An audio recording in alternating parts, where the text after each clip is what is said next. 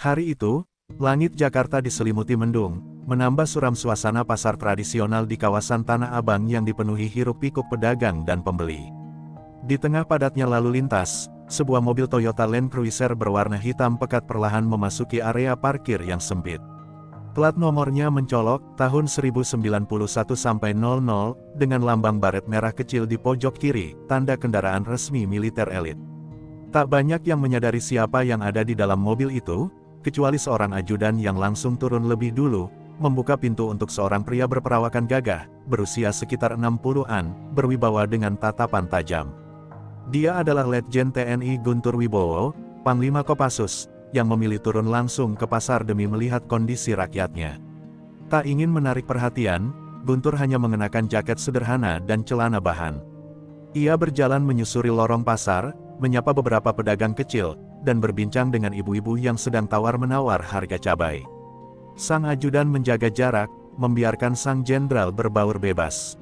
Mobil dinasnya dibiarkan terparkir rapi di sisi kanan pasar, di bawah pohon rindang. Seorang tukang parkir sempat hendak menagih, namun melihat tanda militer di mobil itu, ia mundur dengan sopan tanpa berkata sepatah pun. Namun dari kejauhan, sepasang mata memperhatikan mobil itu dengan tatapan tak suka. Kobra, preman pasar yang terkenal sadis dan merasa menguasai setiap jengkal lapak, merasa terusik. Siapa yang berani parkir di lahan gua tanpa izin? Gumamnya sambil mengunyah batang korek api di bibir. Dengan jaket kulit lusuh dan tato menjalar di leher, ia berjalan menuju mobil itu, diikuti beberapa anak buahnya yang bertubuh kekar. Kobra berdiri di depan mobil, mengetuk-netuk kaca depan dengan ujung linggis yang ia bawa seperti tongkat. "Hei, siapa yang punya mobil ini? Berani-beraninya parkir tanpa bayar retribusi gua," ucapnya lantang. Pedagang-pedagang yang mendengar langsung saling tatap, beberapa mencoba memperingatkan, "Itu mobil tentara, bro. Hati-hati loh," tapi Kobra justru menatap mereka dengan mata membara. "Tentara juga makan nasi, gua gak takut." Dalam sekejap, ia menendang spion mobil hingga bengkok, lalu mencoret-coret kap mobil dengan ujung besi linggis. "Biar kapok gak minta izin," teriaknya sambil tertawa kasar. Beberapa pengunjung pasar menjerit pelan, sementara yang lain mulai merekam diam-diam dengan ponsel. Ketegangan mulai menyebar seperti api di tumpukan jerami.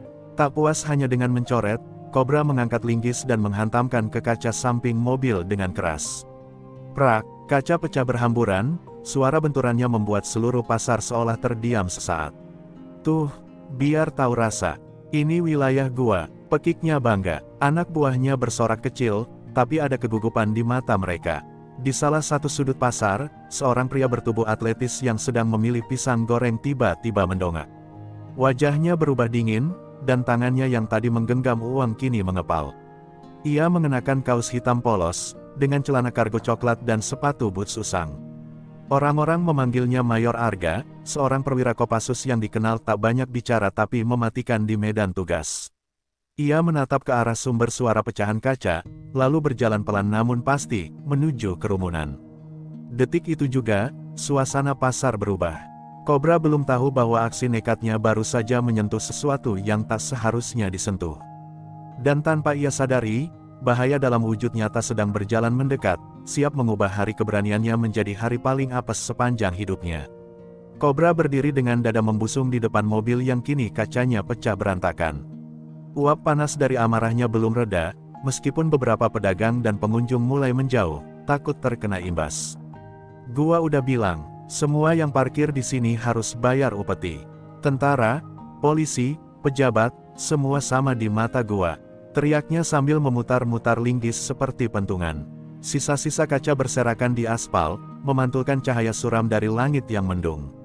Anak buahnya menertawakan kekacauan itu, tapi wajah mereka mulai ragu saat melihat orang-orang menghindar, bukan karena takut pada Kobra, tapi karena sosok di kejauhan yang makin mendekat.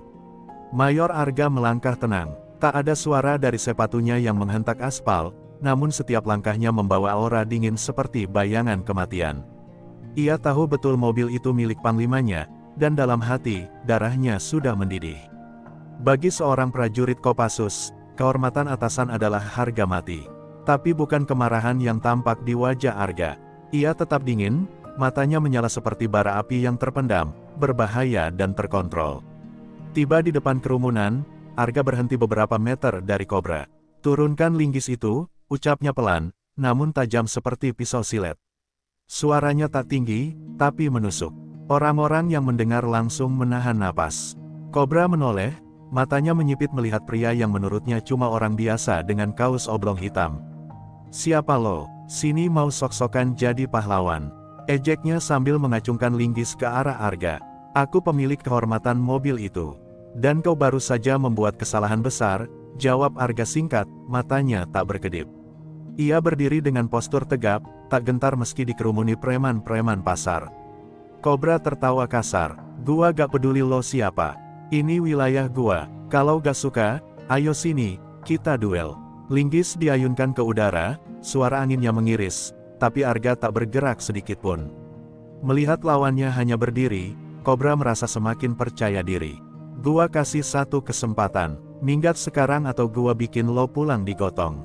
Bentaknya lagi. Penonton pasar makin banyak, mereka tahu akan ada sesuatu yang meledak. Beberapa bahkan sudah mulai merekam dengan kamera ponsel dari balik tumpukan sayur dan kain-kain. Tapi tak satu pun berani mendekat terlalu dekat. Mereka tahu, Kobra tak segan memukul siapa saja. Tanpa menjawab, Arga melangkah lebih dekat. Mata mereka kini sejajar. Tatapan Kobra menantang, tapi dalam hatinya mulai muncul rasa tak enak. Ada sesuatu di sorot mata lawannya yang membuat nalurinya merinding. Seolah pria ini bukan orang sembarangan. Tapi gengsi dan ego mengaburkan ketakutan itu. "Berani juga lo ngelawan gua," gumamnya, mencoba tetap angkuh. Arga menarik napas pelan. Ia sudah bersiap, bukan hanya secara fisik, tapi juga mental. Bukan hanya untuk melindungi kehormatan panglimanya, tapi juga menunjukkan bahwa negara tak bisa kalah oleh preman pasar. "Kau sudah terlalu lama merasa berkuasa di tempat ini. Sekarang waktunya bangun dari mimpi," katanya pelan, lalu menurunkan satu tangan ke posisi siaga. Sekejap, atmosfer pasar berubah. Sunyi, semua seperti menanti dentuman pertama. Kobra memekik, "Rasakan ini," dan melompat menerjang dengan linggis terangkat tinggi. Dan saat itulah, detik pertama dari kejatuhan seorang preman sombong dimulai. Dalam sekejap yang akan dicatat pasar ini sebagai hari paling kelam sekaligus paling melegakan bagi mereka yang lama tertindas. Serangan Kobra datang cepat, tapi Mayor Arga lebih cepat. Dalam sekejap sebelum linggis itu menghantam kepalanya, Arga miringkan tubuhnya ke kanan, lalu menangkap pergelangan tangan Kobra dengan cengkeraman baja. Kerak, suara sendi terdengar seperti ranting patah, disusul jeritan Kobra yang terkejut dan kesakitan. Dalam satu gerakan halus, Arga memutar lengan Kobra ke belakang dan menendang lututnya dengan presisi militer. Tubuh preman itu langsung tersungkur ke tanah, wajahnya menghantam aspal kasar dengan suara berat. Penonton pasar bersorak pelan, beberapa menutup mulut mereka tak percaya. "Cepat amat," bisik seorang pedagang buah. Anak buah Kobra terhenyak. Mereka ragu-ragu untuk maju, melihat pemimpin mereka yang biasanya ganas kini meringkuk di tanah seperti anak ayam. Arga melepaskan cengkeramannya, membiarkan Kobra bangkit perlahan, berdiri dengan wajah penuh debu dan darah dari pelipisnya yang sobek. "Belum selesai," kata Arga tenang, matanya tetap fokus. Kobra, yang dipenuhi rasa malu dan amarah, bangkit sambil meraung. "Gua bunuh lo," teriaknya histeris, lalu memukul membabi buta. Namun semua pukulan itu hanya mengenai udara. Arga bergerak seolah tahu setiap arah serangan, melompat mundur, menunduk, memutar tubuh, lalu menghantam ulu hati Kobra dengan siku keras. Preman itu terhuyung ke belakang, tercekik napas sendiri. Arga mendekat, lalu menghantam dagu Kobra dengan lutut.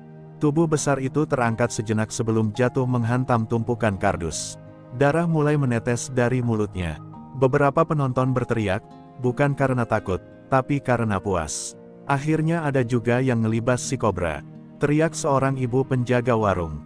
Tangan-tangan yang biasa gemetar tiap melihat Kobra kini mengepal, membalas dengan sorakan dukungan.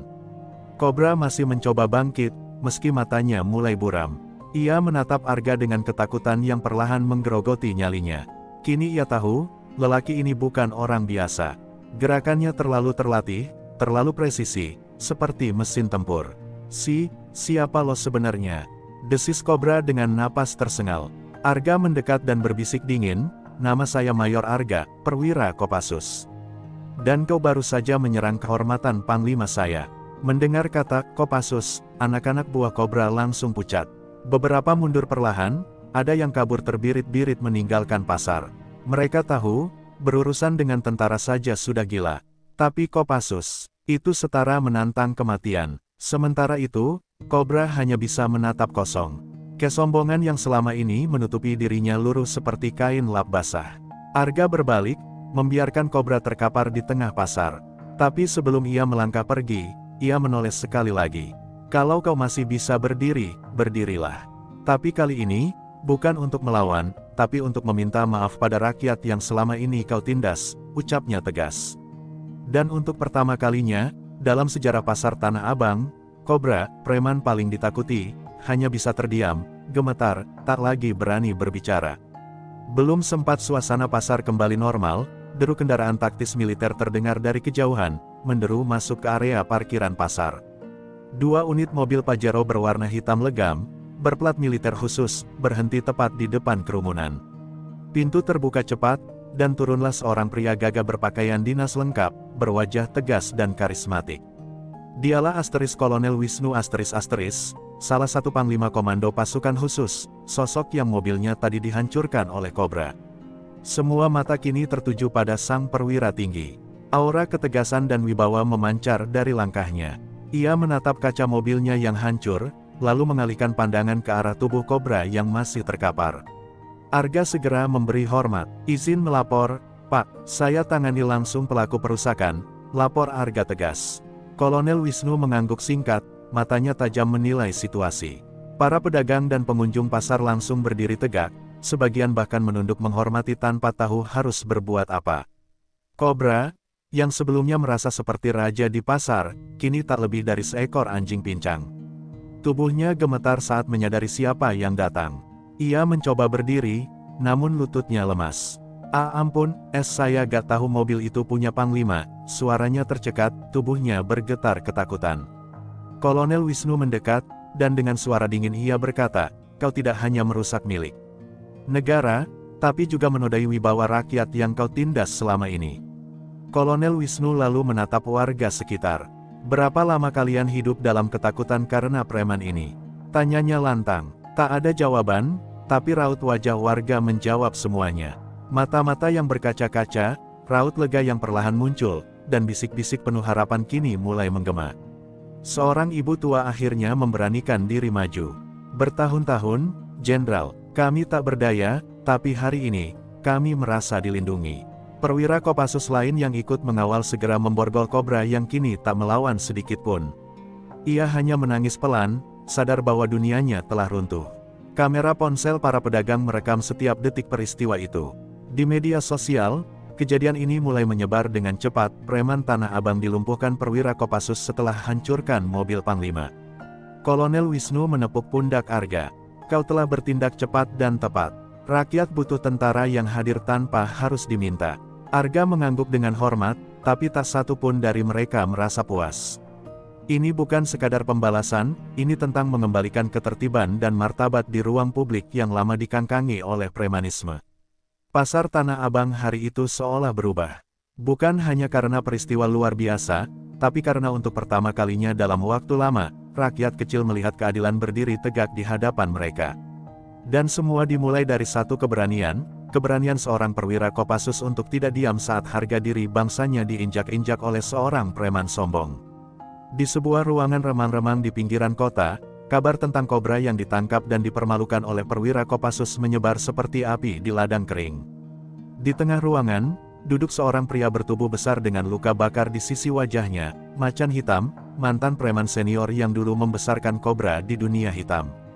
Ia menatap layar ponsel yang menayangkan video kekalahan kobra dengan rahang mengeras. Suara-suara tawa warga yang merekam kejadian itu menyayat egonya. Anak asuhku dipermalukan seperti binatang di depan umum, gumamnya pelan tapi berbahaya. Macan hitam bukan preman sembarangan. Ia adalah tokoh bayangan yang selama ini mengendalikan jaringan kekuasaan pasar dari belakang layar. Kobra hanyalah tangan kasarnya. Kini, kehancuran kobra bukan sekadar soal satu orang, tapi tamparan keras terhadap seluruh jaringan kriminal yang telah lama bercokol di pasar-pasar ibu kota. Ia tahu, ini adalah ancaman langsung dari negara. Dan ia tidak bisa tinggal diam. Sementara itu, di markas Kopassus, Mayor Arga sedang berdiri di hadapan Kolonel Wisnu. Peristiwa ini bisa jadi membuka sarang ular, Mayor. Kobra hanya pintu masuk, ujar Kolonel Wisnu serius. Arga mengangguk. Saya siap jika Bapak tugaskan untuk menyelidiki lebih dalam. Rasa hormat rakyat terhadap negara harus terus dijaga, dan saya yakin ini belum selesai. Pandangan mereka bertaut, satu dalam tekad, memberantas jaringan kegelapan yang menyusup hingga ke nadi perekonomian rakyat kecil. Keesokan harinya, poster-poster ancaman misterius mulai muncul di sudut-sudut pasar. Prajurit itu harus dibungkam. Keadilan kalian adalah teror bagi kami. Pedagang-pedagang yang semula senang mulai cemas kembali. Bayangan macan hitam mulai menebar teror, mengirim pesan bahwa dendam lama akan dibayar lunas. Pasar yang baru kemarin terasa merdeka, kembali dicekam ketakutan. Arga, yang menyamar sebagai warga sipil, menyusuri lorong-lorong pasar dengan mata awas. Ia tahu musuh kini tidak lagi terang-terangan seperti kobra, tapi bersembunyi dalam bayang-bayang dan menunggu celah. Setiap langkahnya diawasi. Ia bisa merasakan itu, tapi ia tidak mundur. Kalau mereka pikir saya akan takut, mereka salah besar, bisiknya pada dirinya sendiri. Sore itu, sebuah ledakan kecil terjadi di dekat tempat parkir. Tidak ada korban, tapi cukup untuk menimbulkan kepanikan. Arga segera tiba di lokasi, menemukan sisa bahan peledak rakitan dan secarik kertas bertuliskan, "Asteris, balas dendam ini baru dimulai." Asteris Kolonel Wisnu yang segera menerima laporan, langsung menginstruksikan status siaga 1 di sektor pengamanan pasar. Musuh kini lebih licik, kita harus lebih cepat dari mereka, tegasnya. Di tempat persembunyiannya, macan hitam duduk tenang sambil mengelus sebilah parang panjang. Mayor Arga, kita akan bertemu. Tapi kali ini bukan di tengah pasar, tapi di medan di mana hukum rimba kembali berlaku, gumamnya. Matanya memancarkan kebencian dan kehormatan yang dianggap telah dihancurkan. Di balik ketenangan itu, dendam telah membara. Dan medan laga berikutnya, akan lebih mematikan. Malam itu, langit Jakarta diselimuti awan kelabu, seolah mencerminkan situasi yang tengah bergolak di bawahnya. Mayor Arga mengenakan jaket lusuh, celana jeans robek, dan topi cap murahan, penyamaran sempurna sebagai pria miskin jalanan. Dengan identitas palsu sebagai Raka, ia menyusup ke salah satu gudang logistik di bilangan Cilincing yang diduga sebagai titik awal distribusi kekuasaan macan hitam. Tempat itu tampak seperti gudang biasa, namun dari informasi intelijen, di sanalah uang haram dan kekuatan preman dikumpulkan sebelum disalurkan ke pasar-pasar. Dengan wajah datar dan suara serak yang telah ia latih, Arga berhasil menyusup sebagai tenaga angkut. Hari-harinya dihabiskan membawa karung berisi sembako dan barang-barang ilegal, sambil mencuri dengar percakapan para pengawas dan anak buah macan hitam. Setiap informasi kecil ia catat dalam memorinya, seperti puzzle yang perlahan membentuk wajah jaringan besar ini. Ia tahu, satu kesalahan bisa berarti nyawanya melayang tanpa sempat mengabari siapapun. Suatu malam, ia melihat seorang pria bermuka keras membawa koper besar ke sebuah ruangan tertutup di belakang gudang. Pintu itu dijaga dua orang bertubuh besar bersenjata tajam. Arga diam-diam mencatat waktu dan arah pergerakan mereka. Tak lama kemudian, ia mendengar percakapan samar, macan hitam akan kumpulkan semua loyalisnya. Kita akan hancurkan Kopassus dari dalam. Kalimat itu menghentak jantungnya. Ini bukan sekadar balas dendam, ini adalah rencana besar pemberontakan dalam bentuk premanisme terorganisir. Dalam satu kesempatan langka, Arga berhasil mengakses salah satu ponsel para penjaga yang ditinggal saat mandi. Dengan cepat, ia memotret dokumen dalam pesan-pesan yang tertinggal. Nama-nama backing, lokasi markas cadangan, dan transaksi jutaan rupiah dari rekening gelap terpampang jelas. Tangannya gemetar, bukan karena takut, tapi karena kesadaran, ini lebih besar dari yang dibayangkan. Macan hitam bukan hanya dendam. Ia sedang membangun kerajaan gelap yang bisa mengacaukan stabilitas kota. Namun, aksi Arga tak sepenuhnya luput dari perhatian. Seorang anak buah bernama Awan, mantan anggota lapas, mulai mencurigainya. Gua pernah lihat muka lo di tempat lain, gumamnya saat berpapasan. Arga hanya tersenyum miring, menyembunyikan kegelisahan yang mulai muncul di dadanya. Ia tahu waktunya tak banyak. Setiap detik di dalam sarang ini bisa jadi yang terakhir jika kedoknya terbongkar. Di markas Kopassus, Kolonel Wisnu menerima data intel dari Arga melalui jaringan rahasia. Ia menghela napas berat. Mereka bergerak cepat. Kita harus lebih cepat, katanya kepada stafnya. Dalam rapat terbatas, disusunlah operasi bersandi, Guntur Pasar, operasi pembersihan jaringan macan hitam sebelum kekuatan mereka tumbuh dan menyusup ke institusi yang lebih tinggi. Tapi semua rencana itu bergantung pada satu hal, Arga harus tetap hidup di dalam sarang. Sementara itu, di lantai atas gudang, macan hitam menatap peta besar wilayah Jakarta, dengan lingkaran merah yang menandai pasar-pasar strategis. Mereka kira sudah menang karena menjatuhkan kobra. Tapi mereka belum lihat apa yang bisa kulakukan. Suaranya dalam dan penuh dendam. Di tangannya, ia menggenggam foto Mayor Arga, diambil diam-diam oleh Awan yang akhirnya berhasil mengenalinya. Bersiap, kita tangkap dia hidup-hidup. Kali ini, kita bunuh dari dalam. Hujan deras mengguyur kawasan Cilincing malam itu. Petir menyambar-nyambar seolah memberi pertanda bahwa sesuatu yang besar akan terjadi. Di dalam gudang yang suram, Mayor Arga, masih dalam penyamarannya sebagai Raka, duduk termenung di sudut ruangan. Ia baru saja menerima sinyal balasan dari markas, operasi Guntur Pasar akan dimulai dalam 2 jam. Namun ia tak tahu bahwa waktunya jauh lebih sempit dari itu. Awan, pria curiga itu, telah mengirimkan fotonya ke atasannya. Dan macan hitam tak butuh waktu lama untuk mengidentifikasi wajah musuh lamanya. Pukul 22.30, saat sebagian besar pekerja mulai tidur, suara langkah sepatu berat menggema di lorong belakang gudang. Arga yang tengah bersiap menyelinap ke ruang komunikasi, tiba-tiba dikejutkan oleh kemunculan 5 pria bertopeng yang langsung mengepungnya. Akhirnya kita bertemu, Mayor, ucap salah satu dari mereka sambil mencabut pisau panjang dari balik jaket.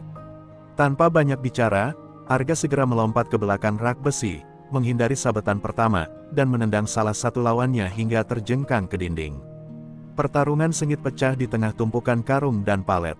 Arga, meski dikeroyok, menunjukkan keahlian bertarung jarak dekat yang luar biasa. 2 preman berhasil ia lumpuhkan dengan teknik sapuan dan sikutan keras ke leher. Namun jumlah mereka terlalu banyak. Dalam upaya kabur, Arga terkena pukulan besi di bahu kirinya, membuat lengannya melemah. Dengan napas tersengal, ia berlari menuruni lorong sempit menuju pintu belakang gudang, berdarah dan terluka. Tapi pikirannya tetap jernih, ia harus bertahan setidaknya sampai bantuan datang. Di luar, suara sirene nyaring tiba-tiba mengoyak kesunyian malam. Beberapa truk taktis Kopassus meluncur cepat ke arah gudang. Operasi Guntur Pasar resmi dimulai. Pasukan elit yang dipimpin langsung oleh Letkol Dimas, rekan lama Arga, turun dengan perlengkapan tempur lengkap. Target utama, selamatkan Mayor Arga, hidup atau mati, macan hitam harus ditemukan. Teriak Dimas melalui radio. Pasukan menyebar, mengepung seluruh area dan menerobos masuk dengan granat kejut. Sementara itu, Arga yang semakin lemah terpojok di salah satu lorong gelap. Salah satu preman berhasil menodongkan pistol ke kepalanya. Ini akhir lo, Mayor. Namun sebelum pelatuk ditarik, terdengar tembakan senapan runduk dari kejauhan. Peluru menghantam tangan si penodong, membuatnya meraung kesakitan. Sejurus kemudian, 2 prajurit Kopassus menyerbu masuk dan menarik Arga keluar dengan cepat. Ia nyaris pingsan, tapi matanya tetap menatap ke arah lorong tempat macan hitam kabur. Di tengah kekacauan, macan hitam menyusup ke lorong bawah tanah yang hanya diketahui oleh orang dalam. Ia tahu permainannya belum selesai, dan melawan Kopassus secara frontal adalah bunuh diri. Tapi ia juga tahu satu hal, Arga masih hidup. Dan itu membuat dendamnya semakin dalam. Kita belum selesai, Mayor. Ini baru awal, bisiknya pada dirinya sendiri, lalu menghilang dalam gelapnya malam. Saat fajar menyingsing, pasukan Kopassus berhasil mengamankan puluhan preman dan barang bukti penting dari gudang. Arga dirawat di ambulans lapangan, dengan bahu diperban dan wajah lebam, namun tetap tersenyum puas. Macan hitam lolos, ucap Letkol Dimas. Arga menatap langit yang mulai cerah. Biarkan dia lari. Dia hanya menunda kekalahannya. 3 hari setelah operasi Guntur Pasar, suasana markas Kopassus di Cijantung tampak tegang. Meski gudang utama macan hitam telah digerebek dan puluhan anak buahnya ditangkap, sang pimpinan masih bebas, menghilang tanpa jejak. Mayor Arga, meski masih dalam masa pemulihan, bersikeras hadir dalam briefing pagi. Bahunya masih diperban, namun matanya tajam dan tak sudi menatap layar monitor yang menampilkan peta jaringan sel bawah tanah Jakarta. Dia tak akan bersembunyi selamanya. Macan hitam adalah tipe yang akan menyerang balik. Sementara itu, jauh di jantung lorong-lorong gelap yang bersambung dari Kali Jodo ke arah Glodok, macan hitam tengah membangun kekuatan baru. Ia bekerja sama dengan jaringan lama dari masa kelamnya, kelompok pelarian preman elit yang telah lama hidup di bawah tanah. Di tempat itu, tak ada hukum, tak ada polisi, hanya satu aturan, siapa yang kuat, dia yang berkuasa. Dengan luka lama di tubuhnya dan dendam yang belum terbalas, macan hitam bersumpah akan mengguncang tatanan keamanan kota. Arga harus mati dengan cara paling menyakitkan, ucapnya di hadapan anak buah barunya yang bertato penuh, mata merah akibat narkoba dan amarah. Mereka mengangguk serempak, dan macan hitam menunjukkan peta lama jalur bawah tanah yang pernah digunakan pada masa Orde Baru.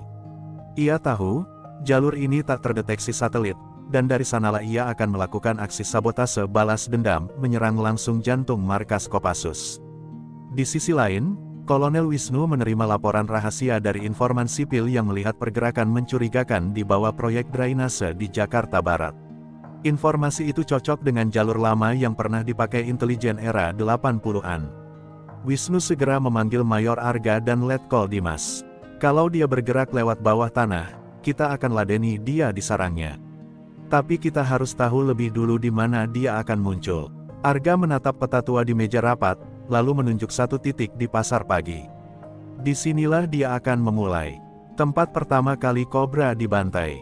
Tempat dia ingin mengirim pesan balas dendam. Malam harinya, Arga kembali ke lokasi itu sendirian. Ia menyamar sebagai pedagang barang bekas, duduk diam di antara gerobak dan bau anyir. Di balik matanya yang awas, ia menunggu pergerakan sekecil apapun. Dan benar saja, dari balik selokan besar yang biasa diabaikan, muncullah suara rantai dan langkah kaki. 3 pria muncul membawa senjata tajam, membuka jalur dari bawah tanah. Arga menekan tombol di sakunya. Kontak visual, target muncul, laksanakan operasi hantu kota. Pasukan khusus yang telah bersiaga pun bergerak cepat. Dalam senyap, mereka menyebar di atas dan bawah tanah, menyusuri lorong-lorong kotor dengan pelatihan urban combat terbaik. Di lorong yang sama, macan hitam mulai curiga. Terlalu tenang, gumamnya. Namun ia terlambat. Tiba-tiba ledakan kejut memekakkan telinga, lampu senter menyilaukan mata, dan dari balik asap muncul siluet Arga, berdiri kokoh dengan senjata laras pendek di tangan. Permainan selesai, macan. Tapi macan hitam tak lari. Ia maju perlahan, membawa golok besar dan senyum gila di wajahnya. Kalau harus mati, aku akan mati setelah mengoyak jantungmu. Teriaknya sambil melompat ke arah Arga. Dalam hitungan detik, pertarungan brutal pun pecah, di dalam lorong bawah tanah sempit, penuh darah, dendam, dan sejarah kelam yang belum selesai. Di bawah tanah Jakarta, 2 kekuatan saling menguji takdir, kehormatan melawan kebencian. Lorong bawah tanah itu pengap, bau amis darah dan tanah lembab bercampur jadi satu. Suara air menetes di kejauhan terdengar seperti detak waktu menuju akhir sebuah pertarungan. Mayor Arga dan macan hitam berdiri saling berhadapan di tengah lorong sempit, dinding-dindingnya bergema oleh napas berat dan geraman 2 musuh bebuyutan. Di tangan kanan macan hitam, sebilah golok panjang yang sudah haus darah. Sementara Arga hanya berbekal pisau tempur standar dan tangan kosong. Tapi di matanya, menyala bara tak gentar sedikit pun. "Jangan kira aku lupa," desis macan hitam, melangkah maju pelan. "Kau dan kobra menyerbu markas kami, membantai semua saudara-saudara kami, termasuk adik kandungku." Suaranya parau, tercekik oleh amarah. Arga menahan napas, menatap lurus. Dia mati karena menembaki anak-anak kecil di Cilincing. Kau tahu itu. Namun kalimat itu justru seperti menyiram bensin ke api dendam. Macan hitam meraung dan menerjang, goloknya mengayun ganas ke arah kepala Arga. Pertarungan dimulai. Golok menyambar, pisau membalas. Keduanya bergerak seolah bagian dari lorong itu sendiri, menyatu dengan kegelapan, memanfaatkan setiap bayangan dan sudut. Arga berhasil mengelak 2 kali, lalu menendang lutut lawannya hingga tertekuk, tapi macan hitam justru memelintir tubuhnya dan menyayat sisi perut Arga.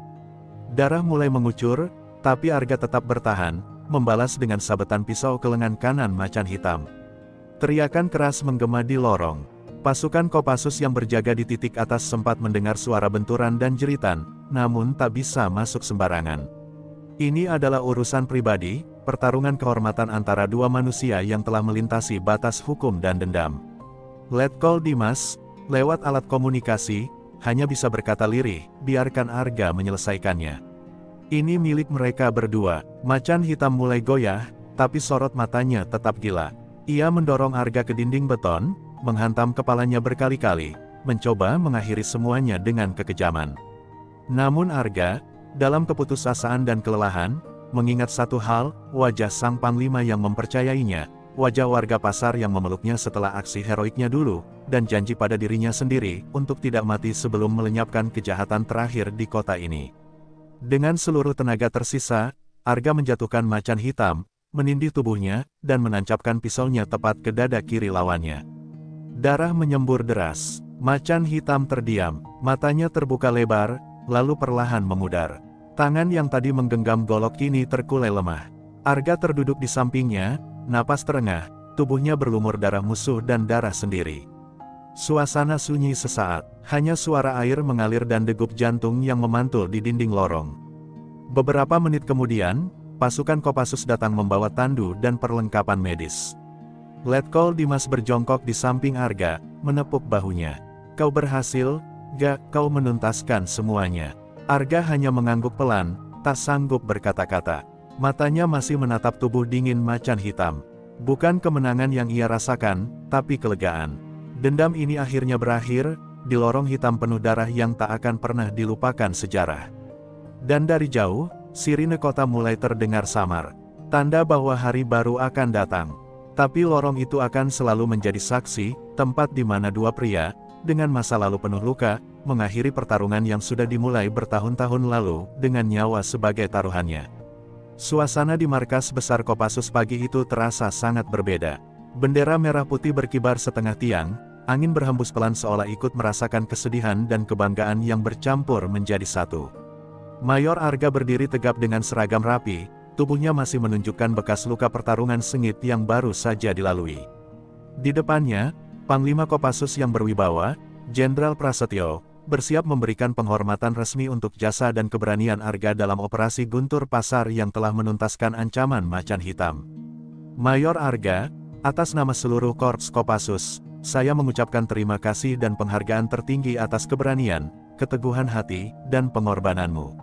Operasi ini tidak hanya menyelamatkan banyak nyawa, tetapi juga mengembalikan rasa aman bagi masyarakat. Kamu adalah contoh prajurit sejati yang mengutamakan kehormatan dan tugas, ujar Jenderal Prasetyo dengan suara tegas namun penuh rasa hormat. Arga mengangguk pelan, matanya berkaca-kaca menahan haru. Ia tahu bahwa di balik semua pengakuan ini, ada perjalanan berat yang tidak banyak orang tahu, pertarungan batin melawan dendam, rasa sakit, dan tekanan yang hampir menghancurkannya. Tapi yang terpenting, macan hitam sudah tidak lagi menjadi ancaman. Kini, pasar dan lorong-lorong gelap itu mulai bernafas lega, bebas dari cengkeraman kejahatan. Di belakang mereka, keluarga dan rekan-rekan sesama prajurit Kopassus berkumpul memberi tepuk tangan. Ada yang menangis, ada yang tersenyum bangga. Rekan-rekan Arga tahu bahwa kemenangan ini bukan hanya soal fisik, tetapi juga soal hati dan jiwa yang kuat. Mayor Arga kini menjadi simbol keteguhan yang menyatukan semua elemen dalam satu tujuan, menjaga keamanan dan keadilan di negeri ini. Setelah upacara selesai, Arga berjalan ke makam kecil yang disiapkan di halaman markas. Di sana, sebuah prasasti kecil dengan ukiran tajam bertuliskan nama macan hitam terpasang. Meski musuhnya telah tiada, Arga menatap prasasti itu dengan penuh hormat. Kau musuh yang kuat, tapi aku juga prajurit yang tak pernah menyerah, bisiknya. Ini bukan tentang kebencian, melainkan pengakuan atas sebuah pertarungan yang tak terlupakan. Hari itu juga, Panglima Kopassus mengumumkan kenaikan pangkat Arga menjadi Letnan Kolonel. Jabatan ini adalah tanda kepercayaan dan harapan bagi masa depan. Kami percaya kamu akan terus membawa harum nama Kopassus dan bangsa, kata Jenderal Prasetyo. Arga mengucapkan terima kasih, berjanji akan terus berjuang demi tanah air dan rakyat.